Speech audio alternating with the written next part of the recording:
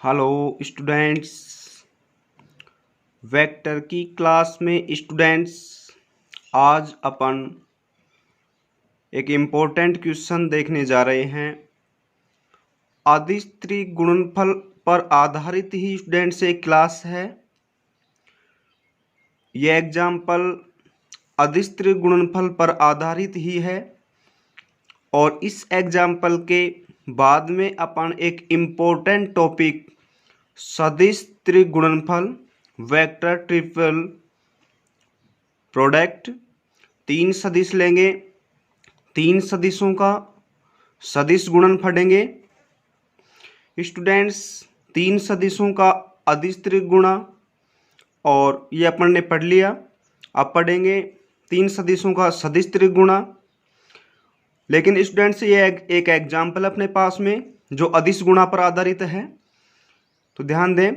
सिद्ध कीजिए कि चारों बिंदु समतलीय हैं। तो अपन ने अदिश त्रिगुणा में स्टूडेंट्स समतलीय होने की एक शर्त पढ़ी थी कि यदि अपने पास में 3 सदिश हैं और यदि तीनों सदिशों का अदिश त्रिगुणा 0 के बराबर है, तब वो तीनों सदिश समतलीय होते हैं। स्टूडेंट्स अपने पास में यदि 4 बिंदु दिए हुए हैं ए बी सी, तो उनसे भी अपने पास में 3 सदिश रेखा ही बनती हैं। जैसे ए है, बी सी डी है। यदि अपन बनाएं तो ए बी, ए सी और ए डी 3 सदिश ही बनते हैं। अतः अपने पास में 4 बिंदु हैं, तब भी अपन उनको समतलीय सिद्ध करने के लिए 3 सदिश बनाएंगे और तीनों सदिशों का अदिश त्रिगुणा यदि 0 के बराबर है, तब वो चारों बिंदु समतलीय होंगे।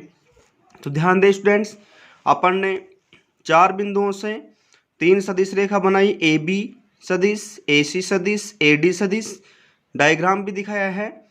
अब ए बी सदिश है, ए बी सदिश का किस रूप से समीकरण ज्ञात करते हैं? बी का बाद में जो बी है तो बी का स्थिति सदिश माइनस ए का स्थिति सदिश। बी का स्थिति सदिश में स्टूडेंट्स बी के जो भी अपने पास में बिंदु हैं उनसे आई जे के लगाएंगे। वैसे स्थिति सदिश मैंने ज्ञात करना पिछले वीडियो में सिखाया है स्टूडेंट्स, आसानी से आप सीख सकते हैं। और माइनस ए का स्थिति सदिश, तो ए के जो भी बिंदु हैं उन पर आई जे के लगाएंगे और उनमें माइनस कर देंगे। तो इस प्रकार से अपने पास में ए बी वैक्टर आ जाएगा स्टूडेंट्स। एक वैक्टर आ गया। दूसरा अपने पास में इसी प्रकार से ए सी वैक्टर ज्ञात कर सकते हैं। सी का स्थिति सदिश माइनस ए का स्थिति सदिश।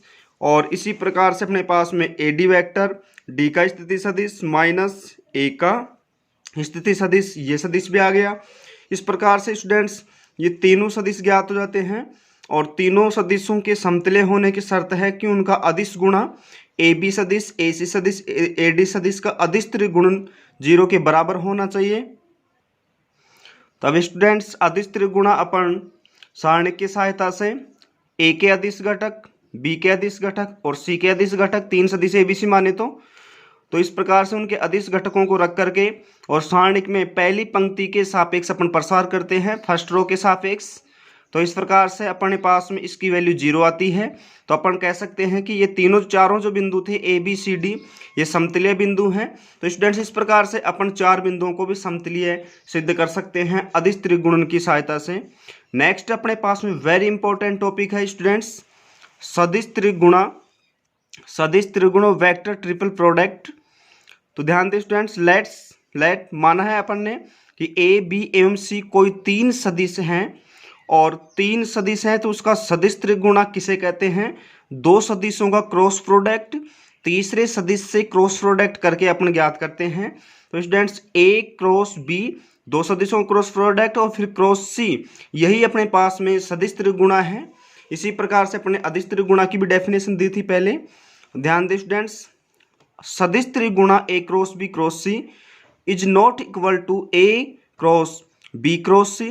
तो इसमें अपने पास में साचर्य नियम का पालन नहीं होता है, एसोसिएट लॉ। तो अपन ने लिखा भी है निसंदेह सदिश त्रिगुणा साचर्य नहीं होता है। तो इस प्रकार से स्टूडेंट सदिश त्रिगुणा ये होता है अपने पास में। इसका फॉर्मूला स्टूडेंट्स ए क्रॉस बी क्रॉस सी सदिश त्रिगुणा का तो अपने पास में जो अपने पास बी क्रॉस सी दो सदिश हैं उनका क्रॉस प्रोडक्ट करते हैं। तो पहले उनमें अपन बी और सी है तो अपन लिख लेते हैं बी और सी, और फिर ए है उसका सी से डॉट प्रोडक्ट पहले, फिर ए का बी से डॉट प्रोडक्ट बाद में। तो अपन पहले दो सदिश लिख लेते हैं, जैसे ए क्रॉस, फिर कोष्टक में बी क्रॉस सी है, दो सदिश बी और सी हैं, तो पहले बी लिख लिया और सी लिख लिया। बी से पहले अपन रखेंगे ए डॉट सी और सी से पहले रखेंगे अपन ए डॉट बी। इसको लैम्डा और म्यू भी मान सकते हैं, ये अदिश राशि आती है क्योंकि दो सदिशों के अदिश गुणा से डॉट प्रोडक्ट से अदिश राशि आती है। और लैम्डा और म्यू की वैल्यू को अपन लिख सकते हैं कि लैम्डा ए डॉट सी और अपने पास में म्यू है वो ए डॉट बी हो जाएगा। तो इस प्रकार से तीन सदिश हैं उनका अपन सदिश गुणनफल ज्ञात करते हैं। अपने पास में ए बी सी तीन सदिश हैं, बी क्रॉस सी का मतलब अपन पहले बताया था कि बी और सी दो सदिश हैं, दोनों के लंबवत कोई सदिश होता है वी क्रॉस सी, तो बी क्रॉस सी अपने पास दोनों के लंबवत सदिश है। और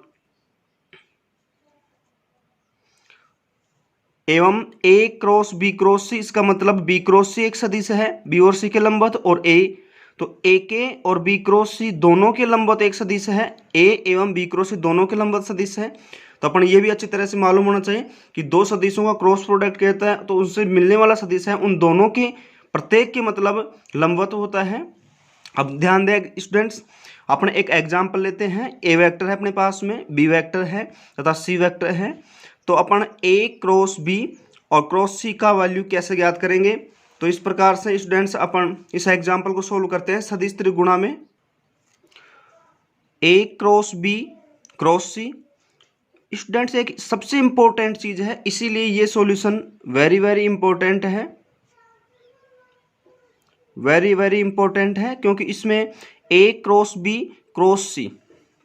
तो स्टूडेंट इसमें अपने पास में जो अपने पास में सदिश त्रिगुणा है उसमें एक चीज ध्यान रखना, पहले एक सदिश होता है उसको क्रॉस प्रोडक्ट में लिखते हैं, फिर बाद में लिखते हैं दोनों सदिशों क्रॉस प्रोडक्ट। डेफिनेशन में अपन ने चाहे कुछ भी लिखा है, पहले इसको बता दो सदिशों गुणा और एक सदिश का गुणा बताया है, लेकिन वास्तव में इसका क्या है स्टूडेंट्स, पहले जो सिंगल सदिश होता है उसको पहले और दो सदिशों का क्रॉस प्रोडक्ट लेते हैं बाद में। यदि अपने पास में क्रॉस सी बाद में लिख रहा है तो अपने इसको पहले लेंगे, और सदिशों के क्रॉस प्रोडक्ट में क्रम विनिमय नियम लागू नहीं होता है, इसलिए क्रम को चेंज करने पर नेगेटिव साइन आता है। तो स्टूडेंट अपन ने सी को पहले लिख लिया और ए क्रॉस बी को बाद में लिखा। यदि अपन ने इस प्रकार से डायरेक्ट ए क्रॉस बी करेंगे और फिर उससे इसे ज्ञात करेंगे तो स्टूडेंट्स आंसर में मिस्टेक आएगी, इसलिए वेरी इंपॉर्टेंट एग्जांपल है कि ए क्रॉस बी दो सदिश पहले गुणा है, तो उसका अपन क्या करेंगे, पहले सिंगल वेक्टर को पहले लेंगे और डबल वेक्टर जो गुणा क्रॉस प्रोडक्ट है उसको बाद में लेंगे। तो क्रॉस प्रोडक्ट में यदि अपन क्रम को चेंज करेंगे तो माइनस साइन आएगा। फिर इसके बाद में स्टूडेंट्स अपने पास में ये सी क्रॉस ये आ गया, तो अपन ने सबसे पहले बताया था कि कोष्टक में जो भी है उसको ए को यहाँ और बी को यहाँ, फिर सी का डॉट लिखेंगे बी के साथ में। तो स्टूडेंट्स अपन लिख सकते हैं यहाँ सी वेक्टर और डॉट में लिख सकते हैं बी, और यहाँ लिख सकते हैं अपन सी वेक्टर और डॉट में लिख सकते हैं अपन ए। इस प्रकार से इसको अपन लैम्डा माना था और इसको क्या माना है म्यू, लेकिन इसको माइनस को मल्टीप्लाई करने से म्यू पहले आ जाएगा स्टूडेंट्स। तो ये अपने पास में क्या जाएगा, C vector dot A vector आ जाएगा, और यहाँ जाएगा अपने पास में C vector dot B vector आ जाएगा। तो इस प्रकार से अब इसको अपन स्टूडेंट्स ये अपने पास में लैम्डा ये म्यू था, अब म्यू पहले आ जाएगा लैम्डा बाद में हो जाएगा। तो इस प्रकार से लैम्डा और म्यू और लैम्डा ले सकते हैं, लेकिन ध्यान रखने की बात यह है कि जो भी दो सदिश क्रॉस प्रोडक्ट में है पहले उन दोनों को लिख लेते हैं और फिर सी के साथ में उनका उल्टे क्रम में डॉट लिखते हैं, इसलिए ए को लिख लिया पहले फिर बी को लिख लिया, अब सी का पहले बी से फिर सी का ए से डॉट प्रोडक्ट लिख लेते हैं।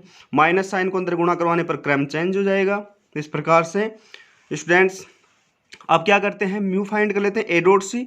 दो सदिशों का डॉट प्रोडक्ट अपन ने आसानी से सीख रखा है, पहले ए का सदिश फिर डॉट इसका सदिश, और इसी प्रकार से लैम्डा बी डॉट सी दो सदिशों का बी का और सी का डॉट प्रोडक्ट कर लेते हैं, और फिर इसकी दोनों की वैल्यू आती है उस 2 और 3 को समीकरण 1 में रख देते हैं म्यू और लैम्डा की जगह, और बी और ए वेक्टर भी रख लेते हैं।